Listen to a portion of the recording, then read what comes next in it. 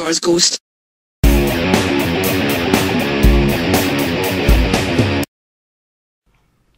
The next match is Ahmed Johnson versus Farqoo. It's starting at 25 minutes 29 seconds in... There he is. Brett, the likes to hit man heart. Turned up in The Simpsons. Did he? Told Mr. Burns that his house had old man smell. Oh, that's him. And Smithers was like, no sir, you've got a distinguished funk or something like that. Yeah. Musk, that's it. It's a musk. Oh yeah, and isn't it, it's oh jeez, he's wearing a hockey t-shirt. His in The Simpsons, his rival is it's the Banshee. Yeah, yeah. Oh, there's mankind. That man should be getting treatment, for God's sake. I know. He's clearly not well. Exactly. It's he's living in the interdimensional boiler room. Which boiler room is it you live in, mankind? All of them. Every they all boiler one. room. So, Giles, listen, the fucking heating's on the blink. Can you not go down there and see if the boiler's fixed up? No problem. And you go down and just like in the corner stuff. And like mankind blinks in and out of existence. What the fuck was that? Oh, it's mankind. He lives in all boiler rooms. It's like mankind. Whenever you come back, I need this spare part, and the plumber's got to ship out. Fred, if you do pop out, if you bring it back, that would be great. Jesus Christ, the nation of domination. I will check the boiler room in the Kremlin. No, they shot at me. It is heavily protected. It's like, I'm going to touch the boiler room of your heart. Oh, light a fire in the cold, dead boiler room of your heart. Yeah. So, there's Crush, bro. I didn't know Crush was part of the nation. Yeah. I did not know he had converted to Islam. How many are in the Nation of Domination? At the moment, there is... Well, they're all the Nation of Domination. And they all dress as rappers? Well, pretty much. Well, he's part of the Black Panthers. Yeah, that's like his gimmick is like... see the dude in the suit there, like they're coming off like Black Panthers, like militant political wing or whatever. But then Crush, like the dude looks more like a traditional like racist biker. True. So, and their rappers are they're white dudes.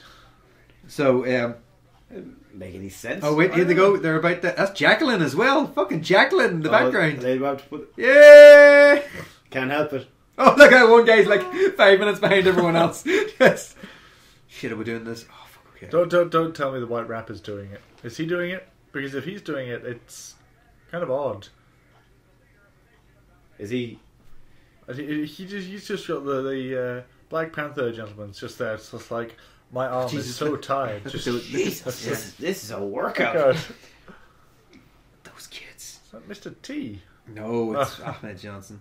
Mr. T has much more charisma than that. Just a wee bit more. So, there were a bunch of other... That is a fucking crazy move. I know, it's completely stupid. Like, is that Sonny, is it? The new sensation in 1996. So yeah, a lot of them are just actors that have been brought on.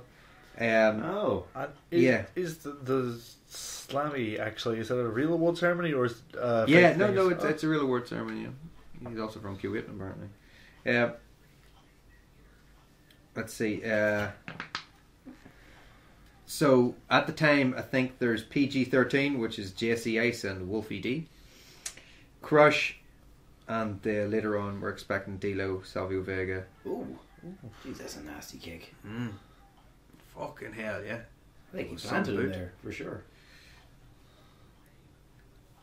In fact, fucking hell, yeah, he had he had actual surgery. Because of that? Not because of that. I don't think it was. Okay. Wow, 1-888 live WWF. What a number. This is a thing. Shane told me about it before. They had this thing like after the pay-per-views, you could call in and talk to the wrestlers, like obviously extortionate rates. Yeah. So after they've just knackered themselves and they're just like, oh, I just want to go home. It Just want an ice bath. yeah.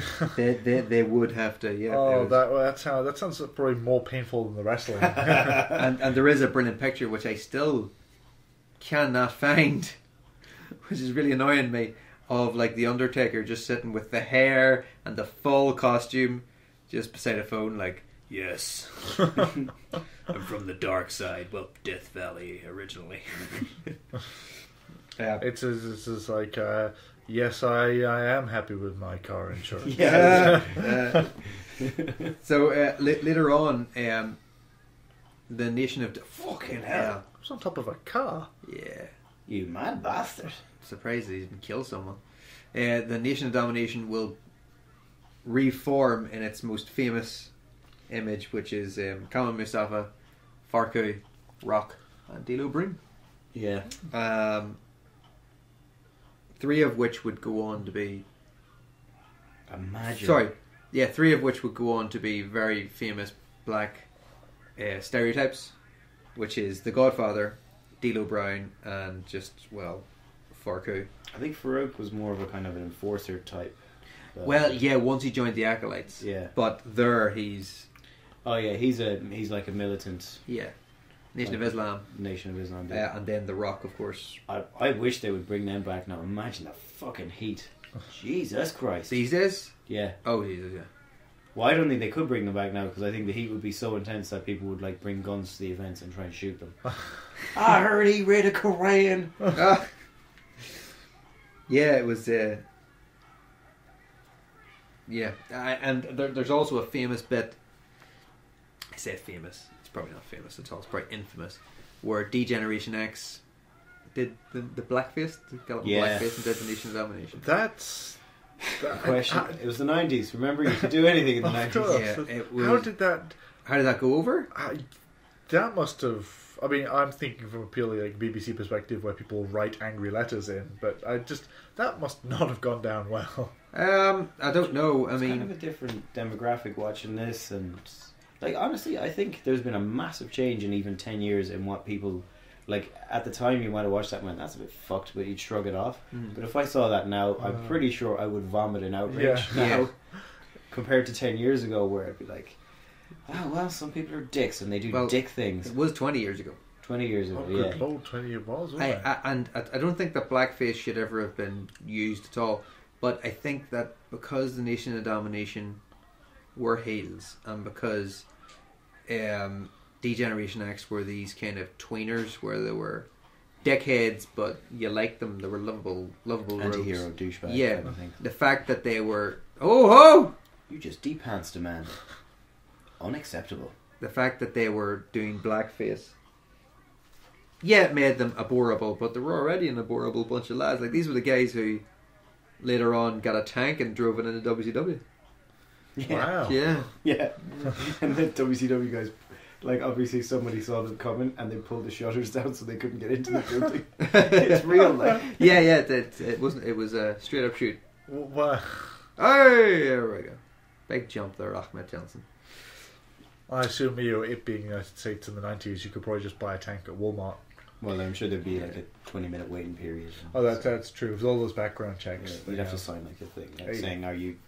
What do you intend to blow up?" And if it says like anything other than commies or possibly Mexicans, then they go, "I'm sorry, you can't have the Yeah. tank." Is it? Well, hold on. You're going to shoot white people? No. Oh, can't have that. But I've got it here actually, where D-Generation X parodied the Nation in blackface. Ooh. I think. Sorry, I was just thinking that they probably. I would like to think they look back on that and think, "Oh my God, what was I doing?" Like, I really hope they are like deeply ashamed. Yeah, to be honest. I think They've got to be. I will. I'll go through the characters that they parodied, and the DX member who parodied them. So The Rock was parodied by Triple H. He had the people's eyebrow, and he did. You told me about this. Yeah. You should have. I was in the toilet back there. You should have smelled what the Rock was cooking. I ain't faking. I was baking. Jeez, like if he just hadn't done the blackface, that would have been fucking quality. And just maybe like put on a fake eyebrow and a bit of a fro, maybe. That would have been open Hawaiian shirt, like open Hawaiian shirt, sunglasses, maybe the chain. Yeah, if he'd done the entire promo from like the top of the turnbuckle as well, that would have been perfect. The thing is, it works on two levels because baking, as in bacon brownies, but also bacon as in BACON, which of course to Muslims is verboten. Eindeutig. Yes. D'Lo Brown was parodied by the Road Dogg. His name was Bilo, apparently. Mark Henry was a member of the Nation. He was parodied by X-Pac. He had, he was wearing a fat suit, and it had Mizark Henry written on him. The Godfather was parodied by Billy Gunn, whose name was the Gunfather. And Owen Hart was parodied by the comedian Jason Sensation, who wore a large prosthetic nose, nasal voice, blah blah. Yes, Owen Hart was a member of the Nation of Domination. So Owen Hart also converted to Islam. Yeah, but what's interesting there is that Jason Sensation, who did that, he was actually like a fan. He wasn't a wrestler. He wasn't a big comedian. He was taken on because he was just really good at mic work or whatever. Yeah. Oh. But if you watch it, and maybe we'll watch it, but if you do, those guys aren't impressed with him. Like, they're really annoyed that this guy's getting big laughs. Oh, really? Yeah. Really annoyed that this guy who doesn't wrestle, who does comedy for a living, is getting laughs. I mean, he's a professional. I think because they're not used to that high standard. Yeah, there are there's a reason that The Rock and Stone Cold and like a few others, when they get on the mic, people are like really paying attention. Yeah, because they have some understanding of like a crowd psychology. Yeah, but most of them have no idea. They just like, this catchphrase seems to work. I'll just say it like 20 times. Well, but The Rock does, but he only has it in relation to the actual wrestling, because I've seen his he introduces someone to the Hall of Fame. I don't think it's his dad. Anyway, he's in the Hall of Fame, and it is the fucking shittiest, because they're chanting and he's listening to all of their chants, and so he's trying to tell a story, and someone shouts out something and he replies to it. Yeah. And he does this 8 or 9 times, and you go, would you fuck up? Fucking just ignore them, for fuck's sake.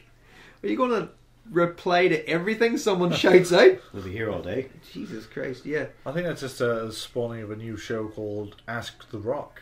No, it's just a phone in. The Rock says. And it's just him going. And then Stone Cold could phone in and then say, and that's the bottom line, because Stone Cold said so. There will be an argument and then inevitably a wrestling match. Yeah, it ended a 6-month feud. God, yeah, they did. Culminated in WrestleMania. Yeah. Big payday for everybody.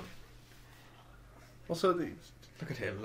That's odd Tash. Oh, again, 90s. That's true. He looks like is he supposed to look? Did someone just say Wu-Tang Clan? I think Wu-Tang, baby. Killer bees in the limp. B-I-Z-K-R-T. For some reason, someone's waving an Austin 316 sign, but he's not here. Not in the ring, no. He will be in the Royal Rumble. I'd love to see a wrestling match where there's just sitting in the audience, not to jump in, just there, like watching. It's like, what? I'm just watching. I'm just trying to chill. Well, yeah. No doubt. Everybody's so defensive all the time. 100% of the time that they're in the audience, there's something going on. Like, I wouldn't mind seeing an angle where like they're stalking them. They're like they're at ringside for every match, and they don't interfere. They're just stalking them, like a slow build up of like, you're everywhere, man. That would be interesting. But yeah, the second I see another wrestler in the audience, like, well, I expect to see that douchebag before the end of the evening hitting somebody with a chair. Yeah, they've got to work on some curveballs at this point, because everything is cliche, you know. True. Chekhov's douchebag. And that was a great counter. Yeah, that was absolutely amazing. Sorry, Ahmed, your counter was ruined by Chekhov's douchebag, which is top comment. No, you're completely right, Dan. I think that like Triple H did an interview with Stone Cold. Where he said, "Too spooky, stone cold." Where he said that kayfabe was dead, and it is dead. I mean, people can go on the wank rags, and they can go on the internet, and they can find out everything about someone. Like, the reason that China isn't inducted into the Hall of Fame, or what one of the reasons Trips gives, is because she's done porn, and he says, I didn't want one of my kids looking up who China was, finding out who she was, and finding out what she's done. But he's done a podcast online. What if his kids listen to the fucking podcast? Yeah, yeah, I know. Although he didn't actually, he was very careful. That was a fucking shitty punch, by the way. Oh no, that is. I'm surprised that China's not in the Hall of Oh Fame. fucking hell! Whoa. Jesus Christ! I thought it's just remnants of gold dust. Yeah. On the side of the ring. Just gold dust was here. Which way did he go? There are tracks this way, but be careful. Oh He wait, can attack from any angle. it is still warm. He has been here recently.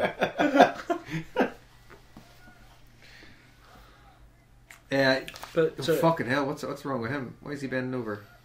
Oh, you should not have done that. You are not a big enough. Oh, lad. did he hit him? Did he? I wasn't Not a big enough lad to deal with this kind of. Oh, you're tall, but I don't think you've got the muscle mass required. He's properly built. I mean, Ahmed Johnson's massive. I know it's It's a damn shame that he's bananas.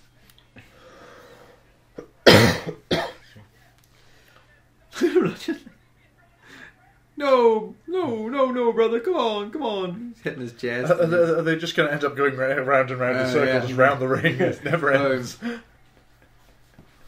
Down he goes. Oh, hello, Ahmed Johnson. Your penis is there. Apparently, it's Wang o'clock. Wu-Tang Wang. To Wang clan? The Rizza, the Gizza, the Pinizza, apparently. Oh, Jesus. Whoa, this lad is about to take a risky bump. Fucking hell. Spanish announcers table, is it? No, it's a French announcer table. Oh, fucking hell! Jesus Christ! That was... Wow. Yeah, that was fucking hell. Ignore me!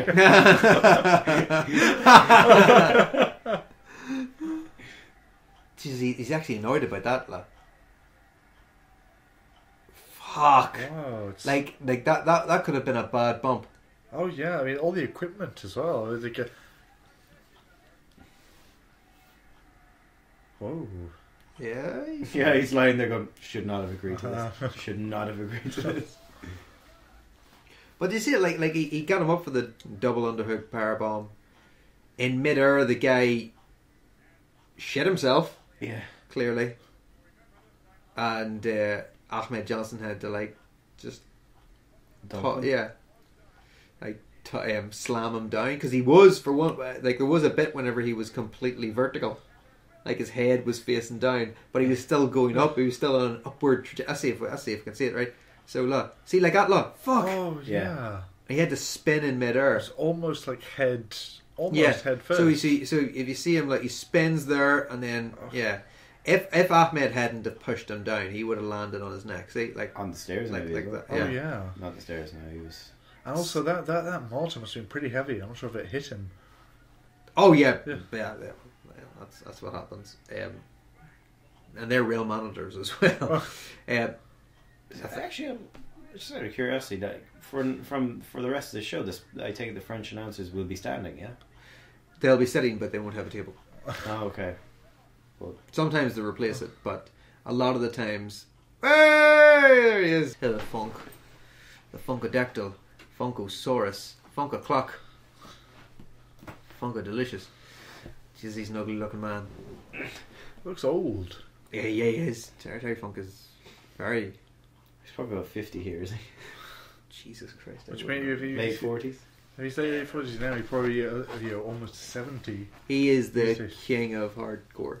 Like he is. Whenever Dan's brothers came over and we did it was Dan Kind, Tommy Dreamer, and Barry Funk, because they're the three ones who just are fucking completely insane. Like, this guy's mad. Like, I've seen him bleed loads. He's spilt his blood in every continent. It's true. Yeah. I know it's a usual me question. Is he still alive? Yes. As far as I'm aware, yeah. He. I don't think he was ever a man for the roids, was he? Don't think so. Just a man who could take fucking insane amounts of punishment. Could he dish it out? Yeah. He's fairly solid in that regard too. Yeah, I mean, he's the guy who used to come out with. Yep, still alive. 71 is his age now, so he would have been 50 something.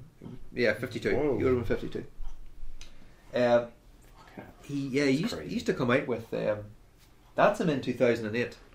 He looks good. So that's what 2008 is. I keep on thinking 2008 is like 2 years ago. It's think not, obviously. 2008 is like almost 60. 10 years. Yeah, so he would have been in his 60s there. He still looks amazing. Yeah. So, what do we think, Dan?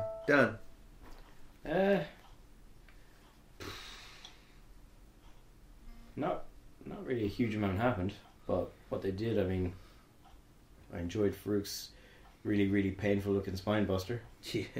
And I agree. I think that it wasn't. There was nothing to stand out except for Farqoo. I said the night over hill, which was very exciting. But the actual look of the ring, I think Farqoo clearly had the upper hand. Like throughout the match, like I didn't. It's. I mean, obviously he's a very big person generally, but I think he dominated that match. Not necessarily in a good way. I think it was mainly just that he always had the upper hand, and then of course there was a distraction with the table, etc. But yeah, it wasn't that engaging. Well, the thing that annoyed me is that, you know, Nation Domination are obviously supposed to be a heel faction, so they couldn't just beat Ahmed Johnson. You know, it had to be oh well, we cheat, and then they got caught, so they ended up losing. And then Ahmed, of course, went bananas and attacked everyone after they attacked him. And it just, to me, it seemed like these guys are going to feud. We know they're going to be feuding for a while, so let's make the face just angry as fuck, so we can have a really good reason to get him to fight with him, you know. Because if given the choice and this turned to Ahmed, they were like, "We're going to fight you, Ahmed." Ahmed would have been like, "I'm a peace-loving man, guys. Listen, I don't want no fighting. Oh, we're gonna beat the fuck out of you and ruin matches. That I don't abide."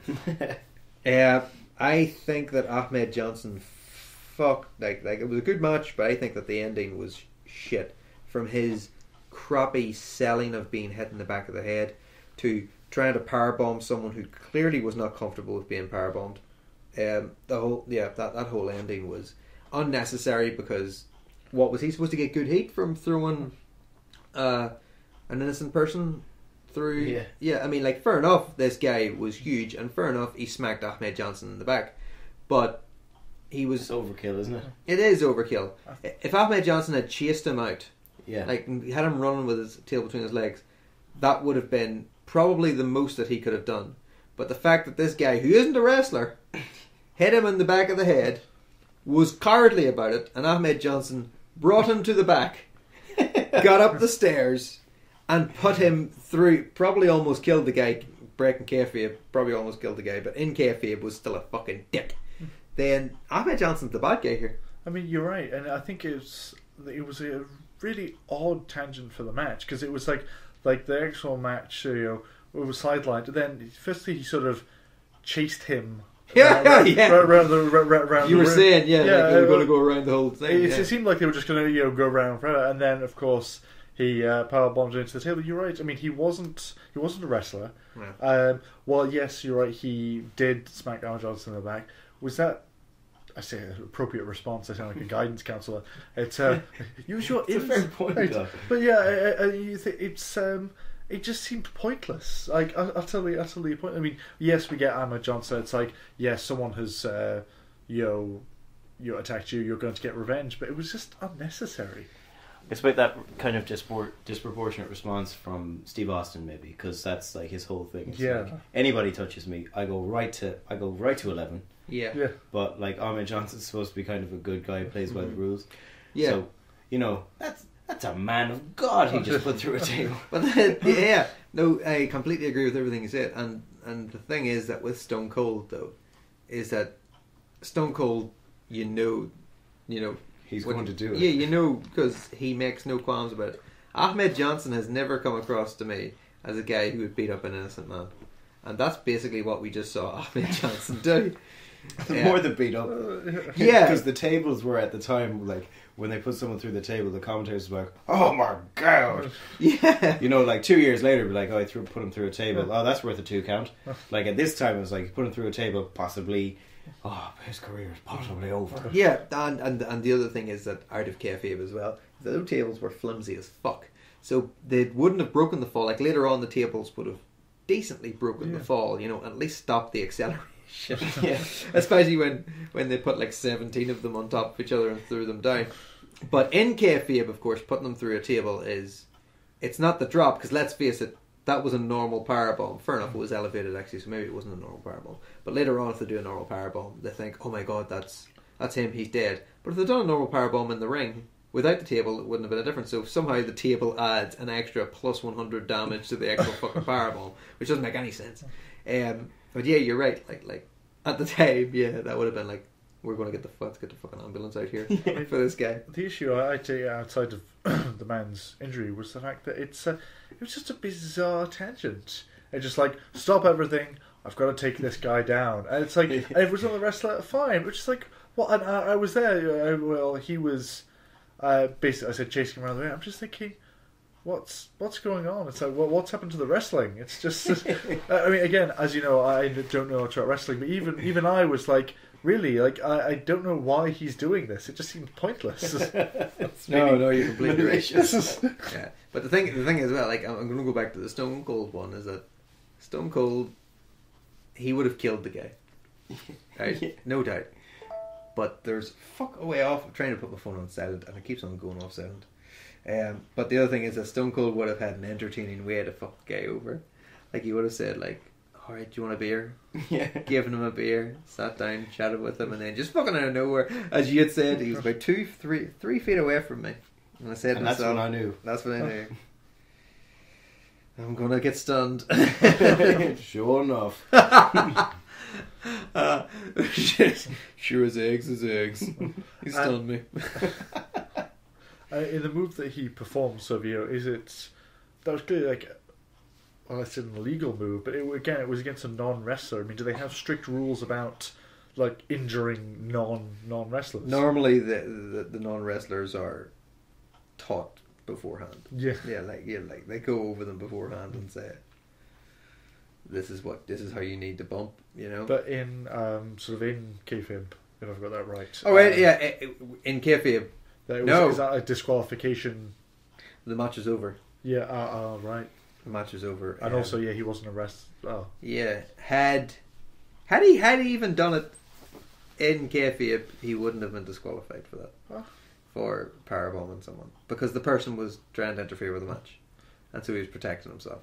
But I think that had he just done it out of the blue, like had he just gone and like grabbed Sable and fucked her through a table, then it might have been a different story.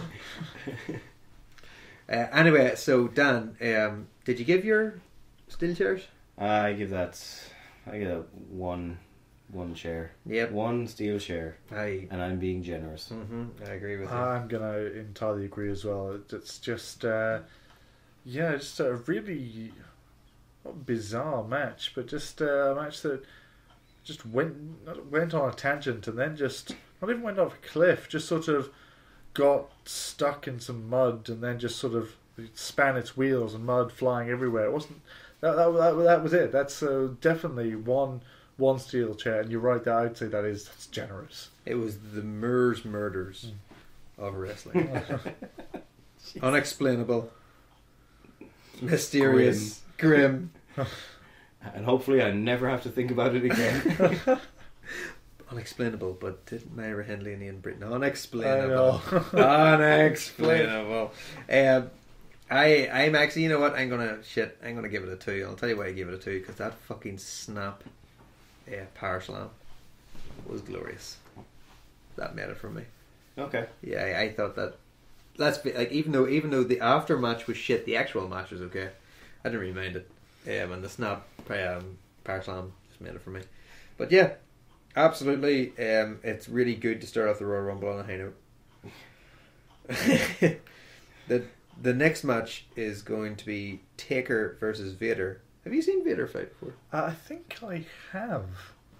Well, this is Taker versus it's Vader time. It was sort of a vague fight in New Hope, and then a moderate one in Empire Strikes Back, and then a sort of minor kerfuffle in Return of the Jedi. Well, he doesn't have his lightsaber at this point, so. Oh right, yes. I think this was his pre-Jedi career when he needed to make some money for Jedi school. So, yep, easy way, pro wrestling. Lost a lot of weight later on. Oh, that's true. That's what happens whenever you get your arms cut off. True. Yeah, obviously. It literally cost him an arm and a leg. Oh! Yeah, well, thank you, Jez. That match is coming up next.